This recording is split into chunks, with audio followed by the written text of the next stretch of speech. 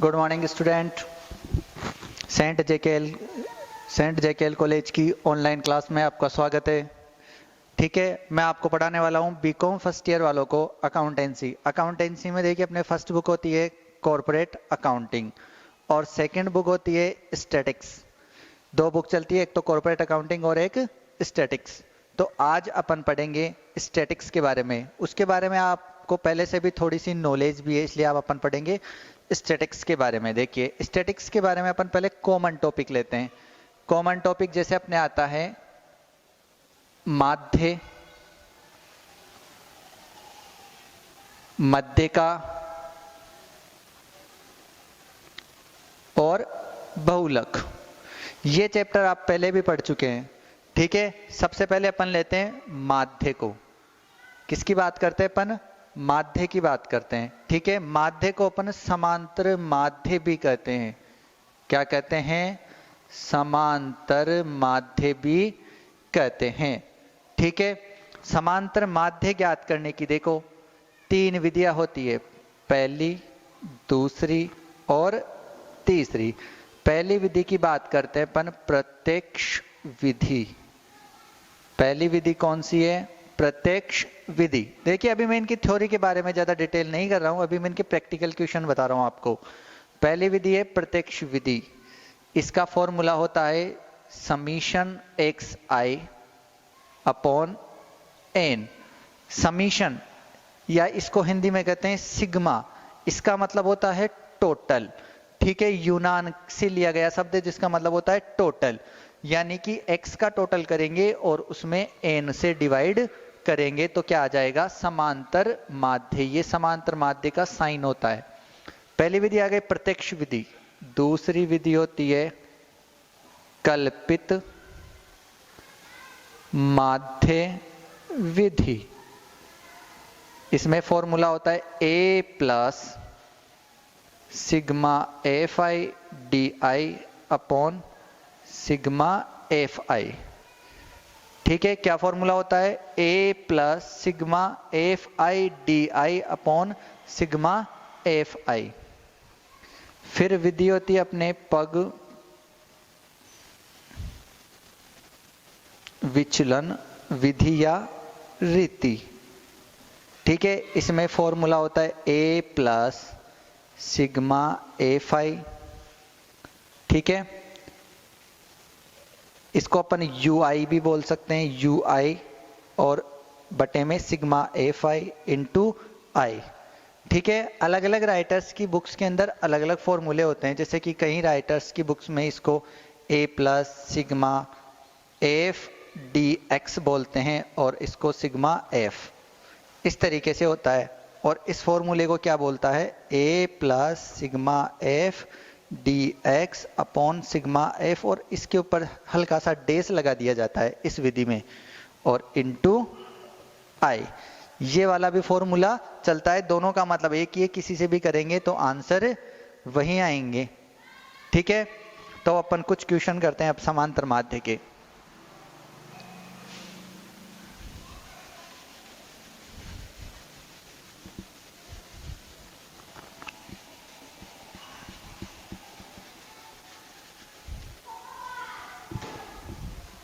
देखिए मैं क्वेश्चन लिख लेता हूं।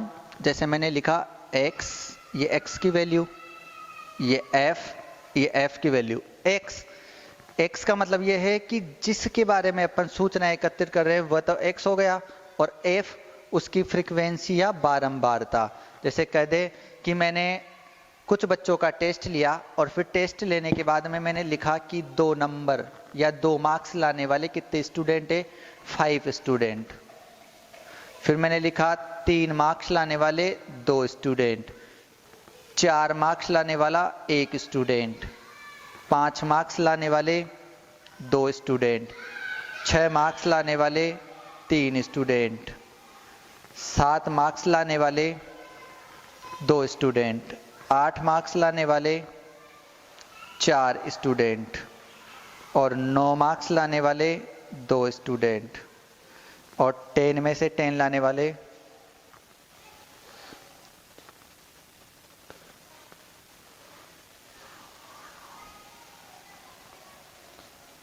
No student. इस तरीके से लिख दिया मैंने। अब देखिए पहली विधि कौन सी थी अपनी, प्रत्यक्ष विधि से ये क्वेश्चन करते हैं अपन। क्या फॉर्मूला बताया था, समांतर माध्य बराबर sigma F I X I upon N या सिग्मा एफ आई। ठीक है, कुछ बच्चे कंफ्यूज हो रहे हैं कि सर ने उस क्वेश्चन के अंदर तो ऐसा जब फॉर्मूला बताया था सब ऐसा लिखा था sigma x I upon sigma N. ठीक है, तो कंफ्यूज होने की जरूरत नहीं है। जब यहां पर क्वेश्चन के अंदर एफ आ गया तो उसके साथ एफ और लगा देंगे। अगर एफ नहीं होता तो मैं सिर्फ एक्स का ही टोटल करता। एफ आ गया इसलिए मैंने साथ में क्या ले लूंगा, मैं एफ ले लूंगा। ठीक है, तो देखो इसके अकॉर्डिंग इस एफ को किससे गुणा करना है मुझे, एक्स से, तो ये हो जाएगा एफ एक्स। करते गुणा, 5 दूनी 10, 2 तिये 6, 4 एकम 4, 5 दूनी 10, 6 तिये 18, 7 दूनी 14, 8 चौक 32, 9 दूनी 18 और 10 को 9 से इंटू करे तो 90। बोलिए यहां तक कोई परेशानी है तो फिर अपन इनका टोटल कर देंगे। ठीक है, टोटल करते हैं। देखो 10 और 90 तो कितने हो गए, 100। ठीक है, इन दोनों को ऐड कर लिया मैंने, 6 और 4 10 और 10 कितने हो गए 20। ये हो गया। अब इन दोनों को जोड़ ले, क्या 18 और 32 को जोड़ते हैं अपन, 18 और 32 हो गया आपके 50। फिर क्या क्या रह गया अपने पास में, 18 और 32 को जोड़ लिया अपन ने, ये रह गया 14 और 18। 14 और 18 को अगर अपन जोड़ते हैं तो 32 हो चुके हैं। ठीक है, ऐड करते हैं इनको, ये ऐड आ गया अपने 302। एक बार चेक कर लेते हैं। देखिए 6 और 4 10 और 8 18, 18 और 4 22, 22 और 2 24, 24 और 8 32, 32 के 2 हासिल के 3, 3 और 1 4, 4 और 1 5, 5 और 1 6 और 1 7 और 1 7 और 3 10 और 1 11, 11 और 9 20, सॉरी 202।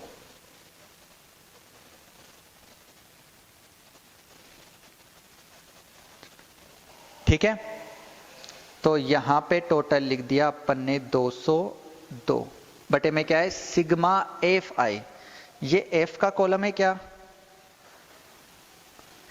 ठीक है, इसका क्या करना है अपने को, टोटल करना है। तो टोटल करते हैं। देखो 5 और 2 7 और 1 8 और 2 10, 10 और 5 15, 15 और 4 19, 19 और 2 21, 21 और 9 30। यहां तक कोई परेशानी, ठीक है। अब 202 को किससे डिवाइड कर देंगे अपन, 30 से। इस तरीके से डिवाइड करेंगे। देखो एक काम करो आप, 3 से डिवाइड कर दो, 3 से डिवाइड कर देंगे और क्या रहेगा 10 रहेगा ना भाई। 30 क्या होता है 3 × 10, तो 3 से डिवाइड कर दो या 3 का भाग दे दो आप, बचेगा क्या 10। तो एक संख्या छोड़कर पीछे से पॉइंट लगा देना। और कोई चाहता है कि नहीं मैं तो 30 से डिवाइड करूं या 30 का भाग दूं, तो वो 30 से भी भाग कर सकता है और आपको टेंशन लेने की बात नहीं है क्योंकि आपके पास में कैलकुलेटर अलाउ होता है।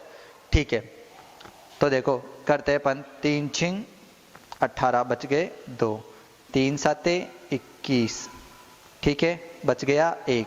अब भाग देंगे तो 0.33, 67.33 आएगा। अब पॉइंट भी लगाना था ना मेरे को, मैं बोला था 10 3 से भाग दिया था मैंने, तो ये पॉइंट यहां लगा दूंगा, तो 6.733 ये आंसर आ जाएगा समांतर माध्य का। कोई परेशानी, आगे देखते हैं। पहली विधि से अपन ने क्वेश्चन किया प्रत्यक्ष विधि से।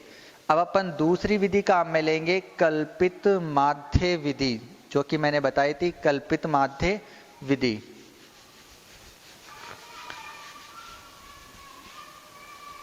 ठीक है, दूसरी विधि से क्वेश्चन करते हैं अपन कल्पित माध्य विधि। जैसे मैंने क्वेश्चन लिखा वर्ग अंतराल में लिखा, इस बार 0 से 10, 10 से 20, 20 से 30, 30 से 40, 40 से 50 और सामने बारंबारता लिख दी मैंने, जैसे 2, 4, 3 और ये लिख दिया 4 और ये लिख दिया 7। ठीक है, अब क्वेश्चन करते हैं अपन। क्वेश्चन करना है मुझे कल्पित माध्य विधि, जिसमें सूत्र क्या होता है अपना, समांतर माध्य बराबर a plus sigma F D X upon sigma F. यही सूत्र बताया था आपको, इस सूत्र से अपने को क्वेश्चन करना है। ठीक है, देखिए वैसे देखते हैं अपन इस f को किससे इंटू करना है इस बार, dx से, लेकिन इंटू करे तो करना तो चाहते हैं, लेकिन अपने पास dx की वैल्यू तो आए, तो सबसे पहले अपन निकालेंगे dx। ठीक है, dx निकालने से पहले अपने को x निकालना पड़ेगा, यहां निकालेंगे अपन dx। कैसे निकालेंगे देखो, सबसे पहले तो x निकालो। कैसे निकालेंगे, दोनों को जोड़कर 2 का भाग दे देंगे, 0 और 10 को जोड़ेंगे तो 10, 2 का भाग देंगे तो 5। अपने को बताए सभी में 10-10 का अंतर है क्या, तो 10-10 ऐड करते जाएंगे। यहाँ 10 ऐड किया तो 15, यहाँ 10 ऐड किया तो 25, यहाँ ऐड किया तो 35 और यहाँ ऐड किया तो 45। बोलो कोई परेशानी है तो। अब मुझे मान निकालना है dx का। dx का मान निकालने का सूत्र होता है x माइनस ए। x तो ये है ही। अब आप सोच रहे ये a क्या होता है, a होता है कल्पित माध्य, अज्यूम, ऐसा माध्य जो अपन ने मन से माना था, किसी एक को मान सकते हैं। माना कि a, मैंने इसको मान लिया। अब करते जाएंगे, देखो x माइनस ए, x का मान कितना है 5, 5 में से 25 गया तो कितना बच गया, माइनस का 20, 15 में से 25 गया तो कितना बच गया 10। यानी x में से किसको घटाना है, a को। a का मान कितना माना है 25, तो 5 में से 25 गया तो 20, माइनस का बचेगा। 15 में से 25 गया तो क्या बच गया 10, काहे का बचा 10, माइनस का। और 25 में से 25 गया तो 0, 35 में से 25 गया तो 10, 45 में से 25 गया तो 20। यहां तक कोई परेशानी है तो बोलो।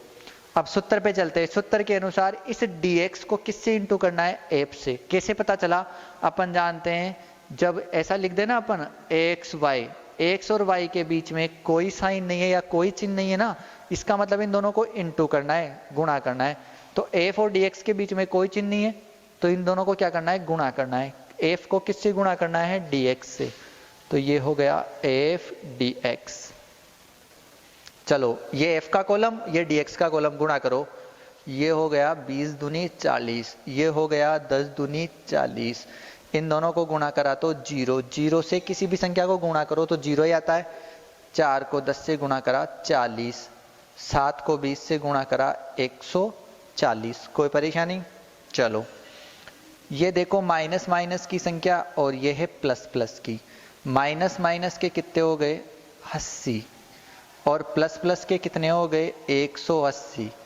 अब टोटल करेंगे, अपने को दिखाई दे रहा है कि बड़ी संख्या काहे की है प्लस की, तो 180 में से 80 जाएंगे तो सिग्मा एफ डी एक्स। देखो सिग्मा लगा हुआ है, टोटल भी तो करना है इसका, तो प्लस का 100 बचेगा कि नहीं बचेगा, बच जाएगा। क्या करेंगे उसका अपन यहां चुपचाप ले जाके सूत्र में रख देंगे। ए कितना माना था 25। ठीक है, आगे देखते हैं सिग्मा एफ, यानी कि इस एफ का टोटल करना है। एफ का कॉलम यही है ना, ये देखो सिग्मा एफ है, तो एफ का टोटल करना है। 4 2 6, 6 और 3 9, 9 और 4 13 और 7 ये लो 20, और इस टोटल को यहां लिख दो। बोलो कोई परेशानी है तो। देखो एक 0 से एक 0 काट देंगे, क्या 10 में 2 का भाग देंगे तो कितना आएगा 5, 25 और 5 कितना हो गया 30, तो समांतर माध्य कितना हो गया 30। बोलो कोई परेशानी है तो। ये दूसरी विधि हो गई अपनी, कौन सी, कल्पित माध्य विधि। अब अपनी अगली विधि करते हैं अपन पग विचलन विधि से क्वेश्चन को।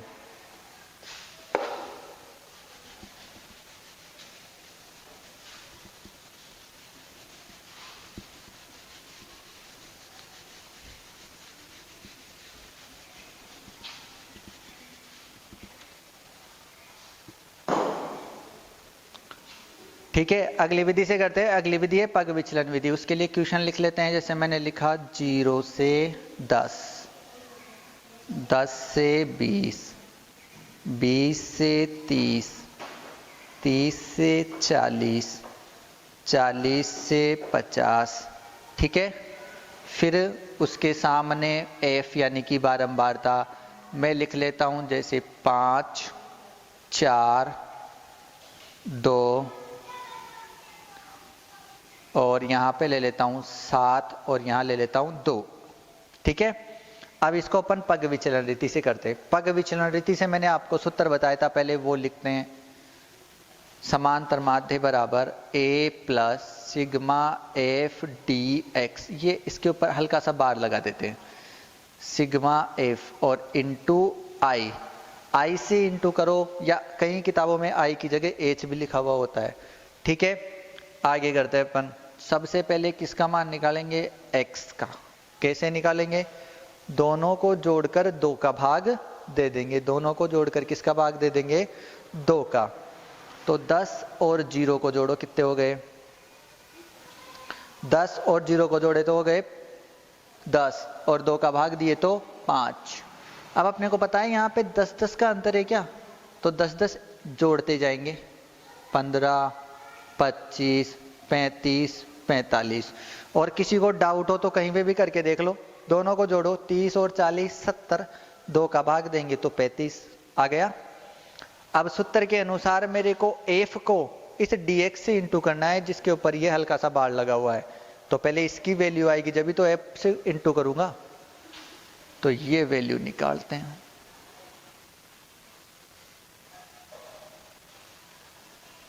ठीक है, कैसे निकालेंगे अपन वैल्यू? अभी अभी अपन ने dx निकाला था, उसका सूत्र था x माइनस a। यहां पर ऊपर बार लगा हुआ है, बस इतना सा अंतर है। इसमें किसका भाग दे देंगे? i का। i का मतलब क्या होता है? वर्ग अंतराल। i का मतलब होता है वर्ग अंतराल। ठीक है, वर्ग अंतराल का मतलब देखो यहाँ पे कितने का अंतर है? 10 का। यहाँ पे भी कितने का अंतर है? 10 का। ये हो गया वर्ग अंतराल। ठीक है, तो देखो वही एक इसको मान लेते हैं अपन 25 को। सूत्र के अनुसार x क्या है यहाँ पे? 5। फिर a की वैल्यू कितनी है? 25। किसका भाग देंगे? i का। i का मान कितना है? 10। 5 में से 25 गया तो बच गया माइनस का 20, और माइनस के 20 में किसका भाग देंगे अपन? 10 का। तो क्या आएगा? माइनस का 2। तो माइनस का 2 यहां लिख देंगे। ये फॉर्मूला होता है। और राज की बात यह है, जिसको a मानते हैं ना, उसके सामने आपको 0 लिखना है बस। इस विधि के अंदर बिल्कुल सिंपल है। जिसको a माना उसके सामने 0 लिखना है, और ऊपर माइनस की संख्या -1, -2 और नीचे प्लस की संख्या। लेकिन ऐसा करने से पहले देख लेना यहाँ वर्ग अंतराल समान होना चाहिए, यानी कि सभी में 10-10 का अंतर होना चाहिए। आगे देखते हैं। इस dx को इंटू करना है f से, तो क्या हो जाएगा? f dx। अभी कर देते हैं इंटू। ये f का कॉलम और ये dx का कॉलम करो, इंटू 5 दूनी 10, 4 एकम 4, 2 को 0 से गुणा किया 0, 7 एकम 7, 2 दूनी 4 आ गया। ये देखिए, माइनस माइनस की संख्या माइनस के 14, प्लस प्लस की संख्या 11, बड़ी संख्या माइनस की दिखाई दे रही है, तो सिग्मा एफ डी एक्स का टोटल आ गया माइनस का 3। ठीक है, समांतर माध्य ए का मान कितना माना था मैंने? 25, प्लस इसका मान कितना आया टोटल करने पे? माइनस का 3। ठीक है, माइनस का 3 है तो उसे ब्रैकेट में लिख देता हूं, बटे में सिग्मा एफ, यानी कि एफ का टोटल करते हैं। टोटल 5 और 4 9 और 2 11, 11 और 9 20, ये 20 लिख दो। Into I. आई का मतलब होता है वर्ग अंतराल। कितने का अंतर है? 10 का। एक 0 से एक 0 कट गया। 25 ऐसा का ऐसा, प्लस इस 3 को 2 से भाग देना है अपने को। 3 को किससे भाग देना है? 2 से। ठीक है, अपने को पता है 3 को अगर मैं 2 से भाग दूंगा तो 1.5 आ जाएगा, ठीक है। 3 को किससे भाग दूंगा, 2 से, तो 1.5 आ जाएगा। सीधी सी बात है, 3 का आधा करना है, क्योंकि जब भी किसी संख्या में 2 का भाग देते हैं उसका आधा ही होता है, और 3 का आधा होता है 1.5, यानी कि 1.5। देखो 1.5 कहाँ का आएगा, माइनस का। 25 में से अगर 1.5 घटाया जाएगा तो क्या आ जाएगा, 23.5। यह आंसर आ जाएगा समांतर माध्य का, ठीक है।